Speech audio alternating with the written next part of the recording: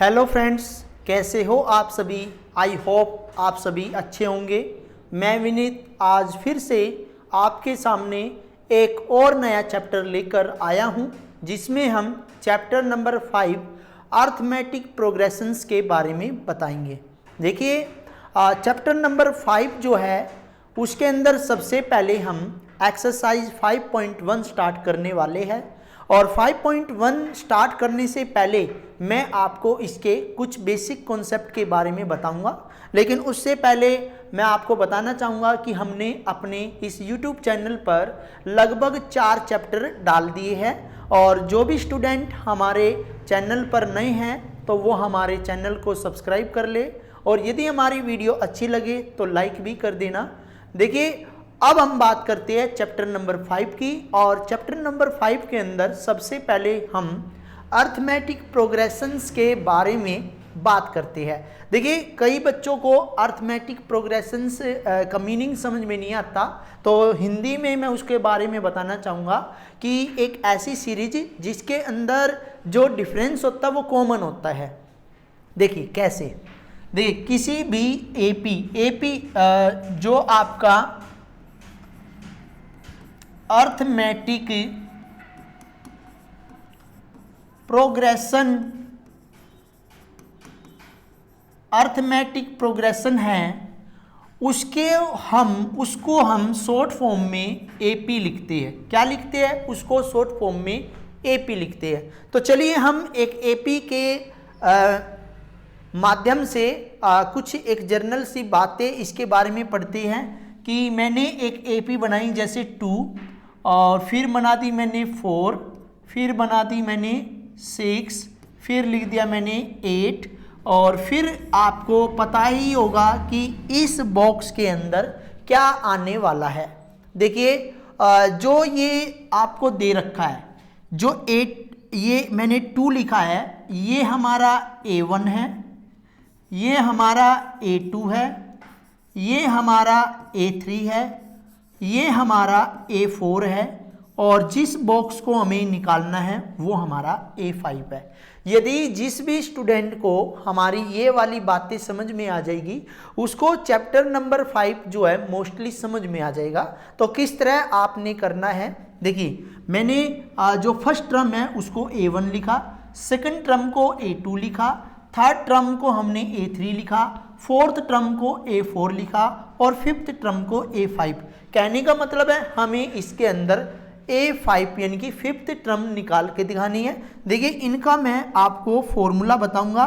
देखिए, A1 जो है वो A को ही बोलते हैं, और A2 जो है A प्लस में D को बोलते हैं, यानी कि 1D कम। यहाँ पे 1 था तो 0D, और यहाँ पे A2 है तो 1D, और यहाँ पे A3 है तो A प्लस में 2D, और यहाँ पे A4 है तो A प्लस में 3D, और यहाँ पे A5 है तो A प्लस में 4D। देखिए, यहाँ पे आप एक कॉमन सी बात यदि देखने लग जाए तो यहाँ पर कॉमन बात जब आप देखोगे तो A प्लस में D, A प्लस में 2D, A प्लस में 3D, A प्लस में 4D, यानी कि A मतलब फर्स्ट टर्म एंड D यानी कि डिफरेंस। A और D आपको हर हालत में पता करना है। A और D कैसे निकालते हैं, तो सबसे पहले मैं आपको A के बारे में बताऊंगा। देखिए, A जो है वो आपका A1 को ही बोलते हैं। तो what is the value of A? A की जो वैल्यू होगी आपकी कितनी हो जाएगी? 2 हो जाएगी। देखिए, यहाँ आपको पता है कि इस बॉक्स में कितना आना है, इस बॉक्स में हमें पता है 10 आना है, लेकिन हमें ये 10 निकाल के दिखाना है। हमें क्या करना है, यहाँ पे आना है 10, और इस 10 को हमें निकाल के दिखाना है। तो A की वैल्यू कितनी हो जाएगी भैया? यहाँ पे 2 हो जाएगी। और D कैसे निकालते हैं? D निकालते हैं A2 माइनस A1।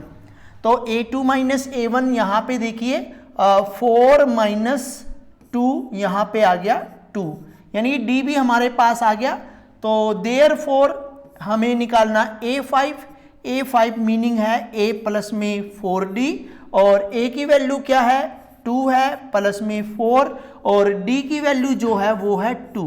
तो यहाँ पे देखिए 2 प्लस में 4, 2 जा 8, टोटल कहने का मतलब है 10। तो 5 की जो वैल्यू है हमारी 10 आई और हमने आपको बताया था कि 10 ही आएगी। ऑलरेडी आपको ये पता भी था। तो यहाँ पे समझने की बात क्या है कि एपी किसको बोलते हैं, जिन सभी में जो डिफरेंस है सेम हो। इन दोनों का डिफरेंस कितना है, सेम है। इन दोनों का डिफरेंस कितना है, सेम है। और सेम का मतलब है 2।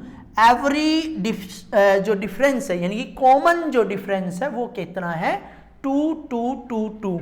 तो आपको यहाँ पे ये बात समझ में आ गई होगी कि किस तरह हमें जो सीरीज दे रखी है उसके अंदर किसी भी टर्म को निकालना है तो हम कैसे निकाल सकते हैं। यदि आपसे बोले कि A10 निकालिए, A10 निकालने की बात करें तो A10 का फॉर्मूला होगा A प्लस में 9D।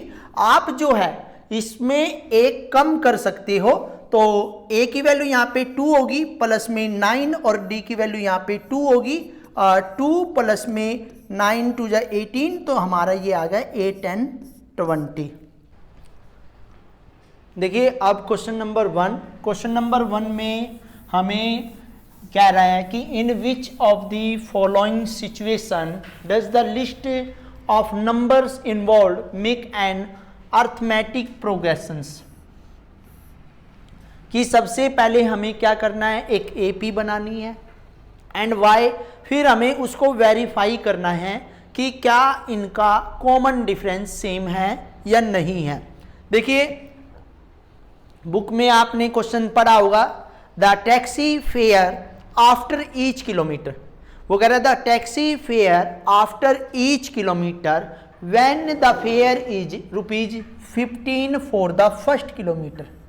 देखिए वो कह रहा है कि फर्स्ट किलोमीटर के लिए जो फेयर है वो 15 रुपीज है and ₹8 for each additional kilometre, और एडिशनल किलोमीटर के लिए जो फेयर है वो 8 रुपये है। तो देखिए the taxi fare for first kilometre, first kilometre को हम क्या लिखेंगे, A1 लिखेंगे। वो कितना है, 15 रुपीज है। और अभी हम the taxi fare for second kilometre, second kilometre को लिखेंगे हम A2। तो 15 प्लस में 8 इक्वल 23 रुपीज। ऐसे ही हम the taxi fare for third kilometre, third kilometre को लिखेंगे हम A3। तो ये आ जाएगा आपका 23 प्लस में 8 इक्वल में 31 रुपीज, क्योंकि एडिशनल किलोमीटर की बात कर रहा है। The taxi fare for fourth kilometre, fourth kilometre A4 equal 31 plus 8 equal 39 rupees. देखिए हमने एक एपी क्रिएट की और अब हम इसको वेरीफाई करेंगे कि क्या ये वाकई में एपी है या नहीं है। Verify the APs, verify the APs, हम इसको वेरीफाई करेंगे। देखिए कैसे, हमारे पास डिफरेंस हमें निकालना है तभी तो वेरीफाई होगी। डिफरेंस मतलब डी, और यहां पे हम A2 माइनस A1 लेंगे। देखिए वेरीफाई द एपी, जो हमारी एपी है 15 है, 23 है, 31 है, 39 है और ऐसे चलती रहेगी। तो यहाँ पे ये 15 जो है A1 है, ये A2 है, ये A3 है, ये A4 है। तो हमें सबसे पहले जब D की बात करेंगे हम, देखिए D कौन से वाला D, कि जब हम इस वाले D को निकालेंगे और फिर इसके बाद हम इस वाले D को निकाल के देखेंगे, फिर हम D इसको निकाल के देखेंगे। तो कहने का मतलब क्या है कि क्या इन सभी का कॉमन डिफरेंस, इसलिए जो पहला निकाल रहे हैं उसको हम D1 लिख रहे हैं। तो यहाँ पे हमारा क्या हुआ, 23 माइनस 15 इक्वल 8।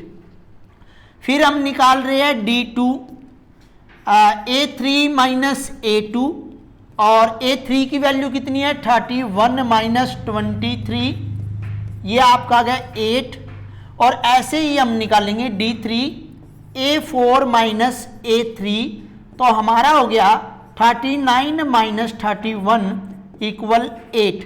तो कहने का मतलब है कि कॉमन डिफरेंस जो है सेम है, ये लिखेंगे the difference for the successive term, यहां लिखेंगे द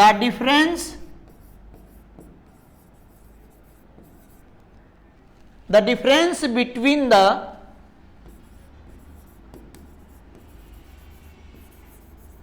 सक्सेसिव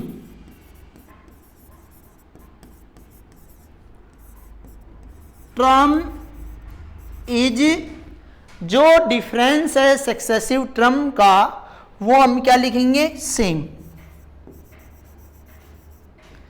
सेम डिफरेंस होने की वजह से देखिए सभी में जो डिफरेंस है वो सेम आया, तो हम क्या लिखेंगे, hence it is an AP.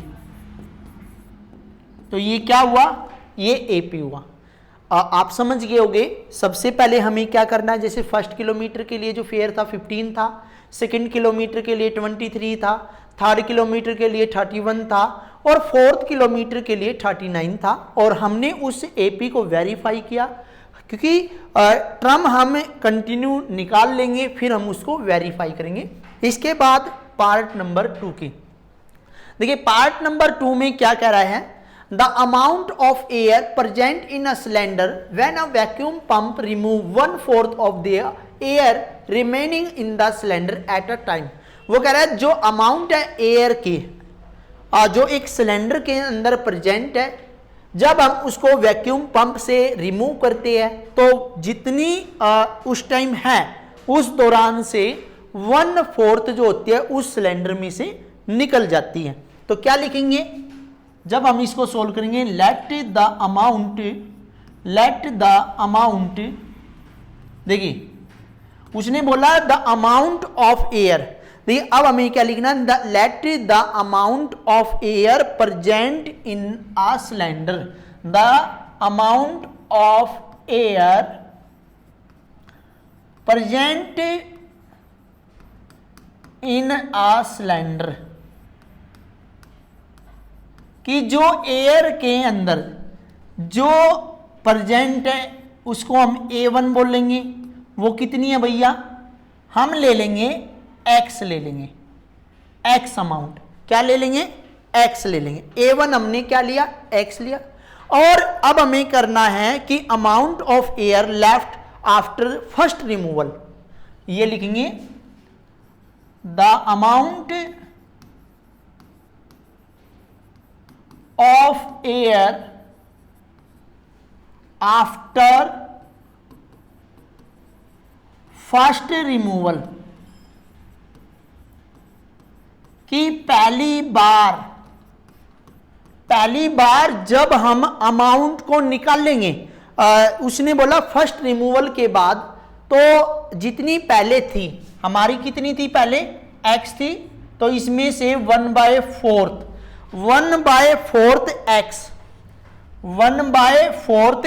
x यानी कि x का 4% हम निकाल देंगे, क्योंकि देखिए 1/4 ऑफ द एयर किसकी, x इंटू 1/4, तो यहां पे आ जाएगा 1/4x।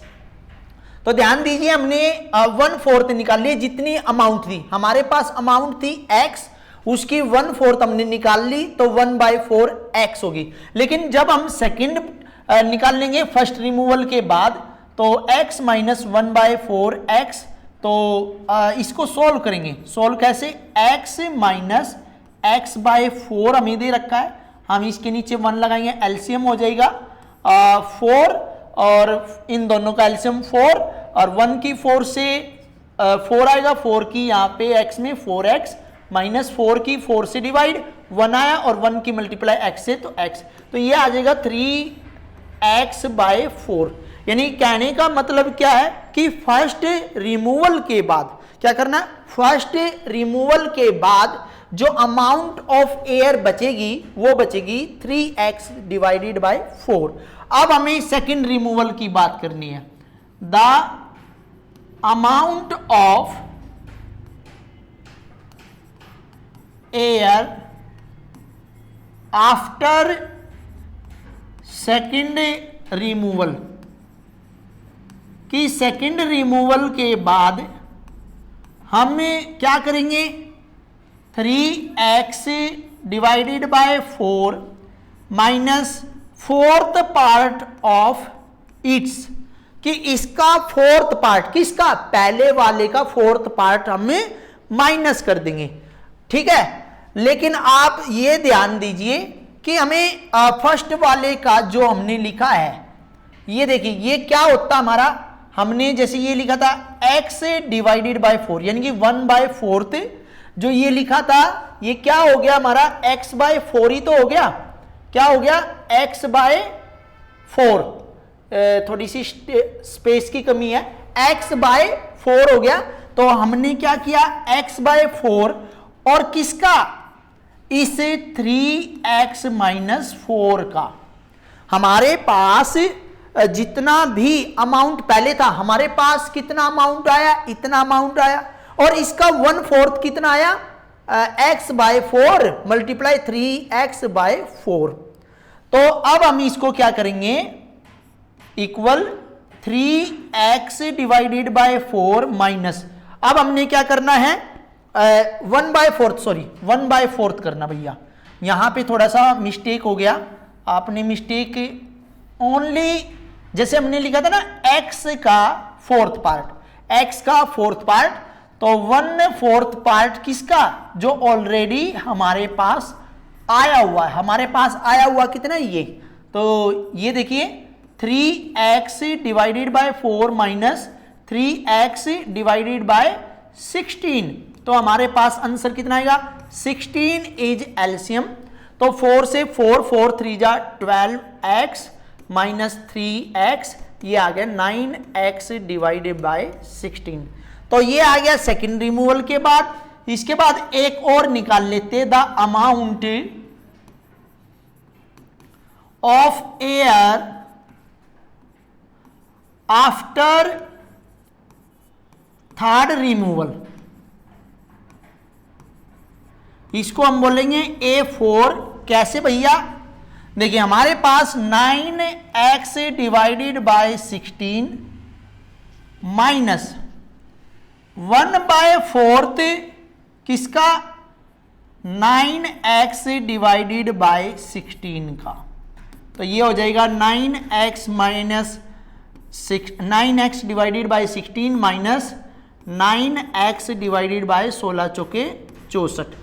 अब हम इसका क्या करेंगे, एलसीएम लेंगे, और आपको पता है एलसीएम कितना आ जाएगा, 64 आ जाएगा, 16 से 4 नीम 36, x माइनस 64 से 64 डिवाइड 1 की मल्टीप्लाई, तो हमारा आ गया ये 27x डिवाइडेड बाय 64। तो अब हम वेरीफाई करेंगे, वेरीफाई द एपीज, एपीज को वेरीफाई करेंगे, और एपी हमारे पास क्या है, सबसे पहले x है, फिर 3x डिवाइडेड बाय 4 है, फिर 9x डिवाइडेड बाय 16 है, और फिर 27x बाय 64 है। अब हमें क्या निकालना, डिफरेंस,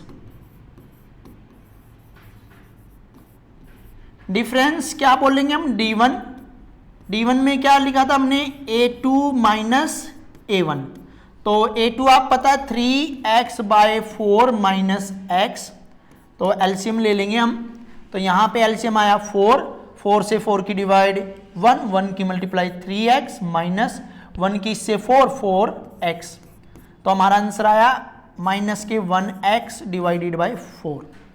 ऐसे ही हमें निकालना है d2, a3 minus a2, you know a3 9x divided by 16 minus 3x by 4, तो एलसीएम होगा 16 से 16 डिवाइड हो गया 1 की मल्टीप्लाई 9x माइनस 4 3 जा 12x, ये आया माइनस के 3x डिवाइडेड बाय 16। देखिए दोनों का डिफरेंस सेम नहीं है तो आगे तो करने की भी जरूरत नहीं है। तो यहां लिखेंगे, हमने जैसे यहां लिखा था the difference between the successive term is same लिखा था, तो यहां लिखेंगे द डिफरेंस बिटवीन, ऐसे भी लिख सकते हो बिटवीन को, और नहीं तो पूरा लिखना तो between the successive term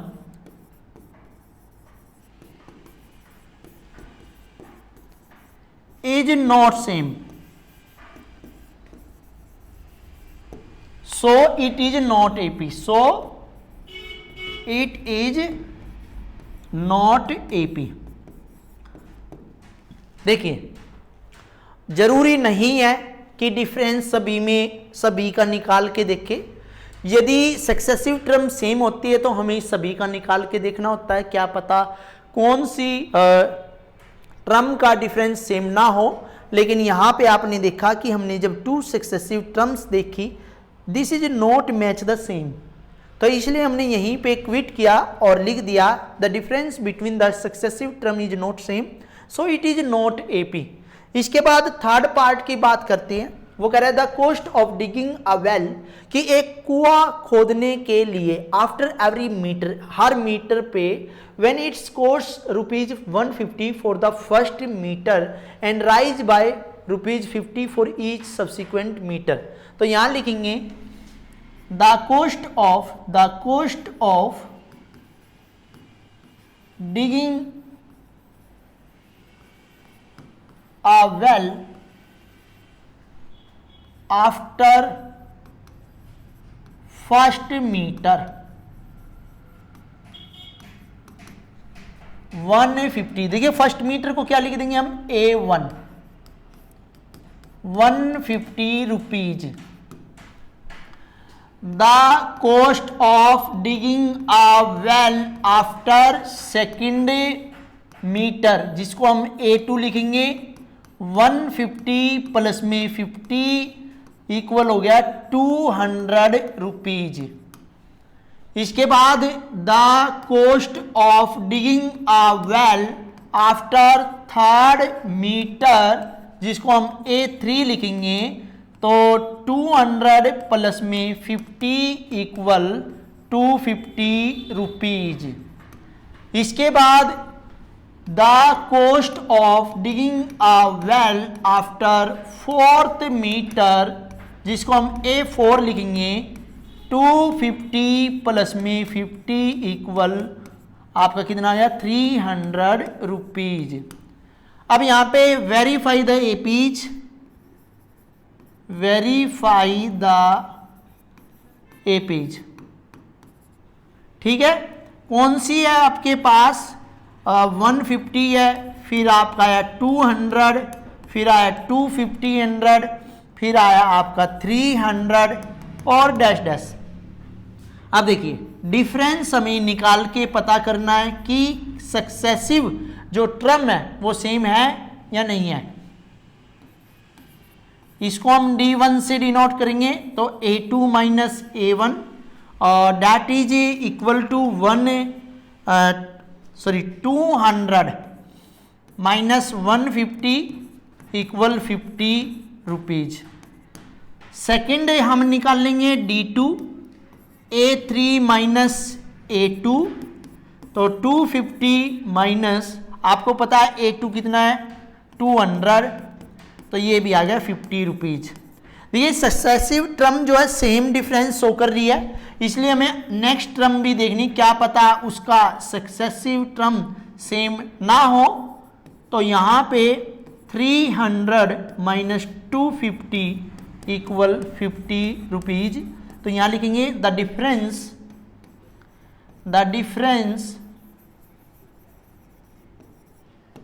between the successive term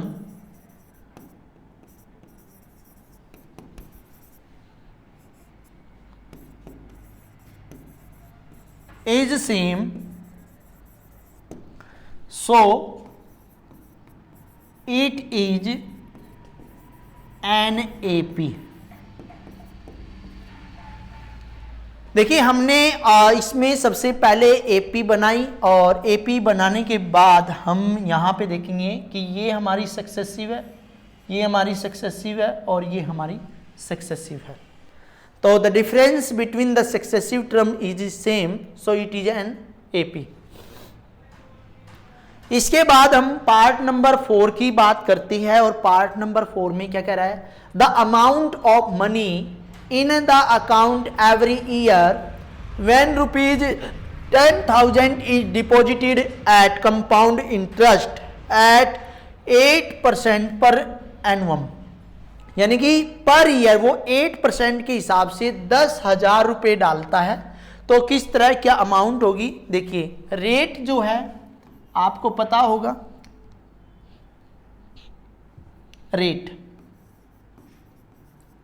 rate जो है 8% पर एनुअल है, यानी कि एनुअम है, ये भी लिख सकते हैं। और जो आपकी जो मेन जो अमाउंट है जिसको हम प्रिंसिपल बोलते, क्या बोलते हैं, प्रिंसिपल अमाउंट बोलते हैं।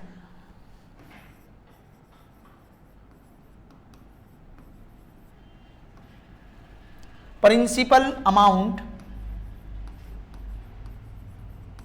जिसको हम ए से डिनोट कर रहे हैं 10,000 रुपीज। अब देखिए वो क्या कहना चाह रहा है कि हर साल तो हमें अमाउंट आफ्टर 1 ईयर लेनी होगी। तो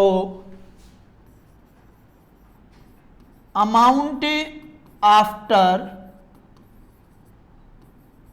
फर्स्ट ईयर के बाद क्या अमाउंट हो जाएगी, जिसको हम A2 लिखेंगे, क्या अमाउंट हो जाएगी, उसकी अमाउंट जो हो जाएगी वो हो जाएगी कि principal bracket 1 plus rate by 100 और यहां पे टाइम। तो इसको सॉल्व करने के लिए हमें क्या करने पड़ेगा, 10,000 मल्टीप्लाई में 1 प्लस 8 डिवाइडेड बाय 100 और फर्स्ट ईयर, तो ये हो गया आपका 10,000 मल्टीप्लाई में, अब यहां पे देखिए 1 हम लगा देंगे तो ये कितना हो जाएगा, ये हो जाएगा 100, इनका एलसीएम होगा और 100 प्लस में 8 हो जाएगा। तो यहां देखिए 10,000 मल्टीप्लाई 108 बटे में 100, 2 जीरो से 2 जीरो कैंसिल हो जाएगी, ये आ जाएगा 10,800 रुपीज। फर्स्ट वाली अमाउंट आपने देखी कितनी आई, 10,800 रुपीज आई। और amount after second year A3 जिसको हम बोलेंगे, तो P into 1 plus R by 100 divided by time, और यही चीज हमने यहाँ पे लिखनी है, क्या लिखनी है, देखिए हमारे पास अमाउंट कितनी आएगी, 10,800। अब प्रिंसिपल जो हमारा है 10,800 है, मल्टीप्लाई 1 प्लस 8 डिवाइडेड बाय 100 और पावर 2, सॉल्व करेंगे। सॉल्व क्या होगा, 10,800 जो दे रखा है मल्टीप्लाई 108 100, 108 डिवाइडेड बाय 100, 2 जीरो से ये 2 जीरो कैंसिल हो जाएगी। और देखिए जो हमारी प्रिंसिपल अमाउंट दे रखी थी, ये हमारे पास हुआ 108 मल्टीप्लाई 108 मल्टीप्लाई 108 डिवाइडेड बाय 100, और ये हमारा आया, देखिए भाई जब हम इनको मल्टीप्लाई करेंगे 12,59712 डिवाइडेड बाय 100, तो अप्रोक्सीमेटली हमारा ये आपके सामने आ जाएगा। तो कहने का मतलब है इसको हम 12,597 लिख सकते हैं। इसके बाद अमाउंट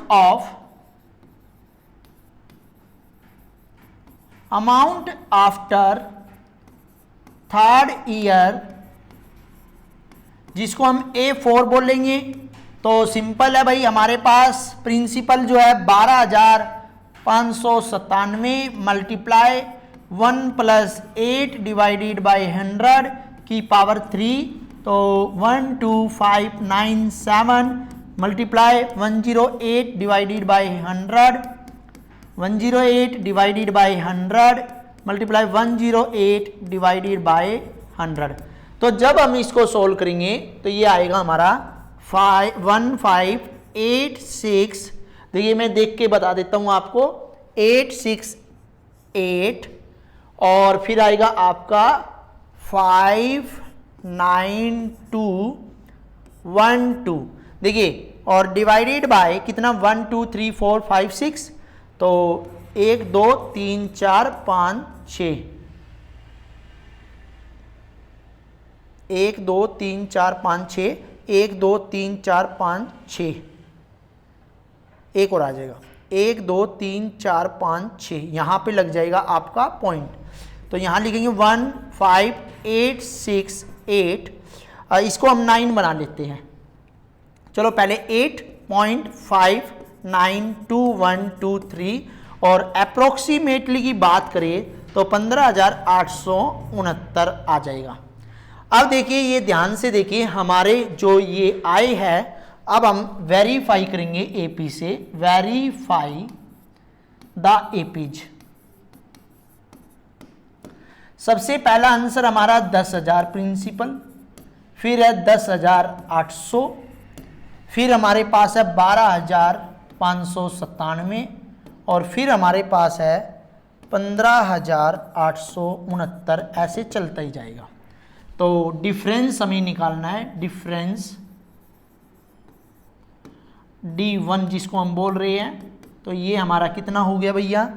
ये हमारा हो गया A2 माइनस A1, तो ब्रैकेट 10,800 माइनस 10,000 इक्वल में 800 हमारा यहाँ आया। और D2 हमें निकालना है, तो A3 माइनस A2। A3 की वैल्यू कितनी है? 12,597 माइनस 10,800। तो यदि हम इनका डिफरेंस करने लग जाए तो ये आपका आएगा 17,1797। ठीक है भाई। और यहाँ देखिए दोनों का डिफरेंस सेम नहीं है, तो क्या लिखेंगे? The difference between the successive term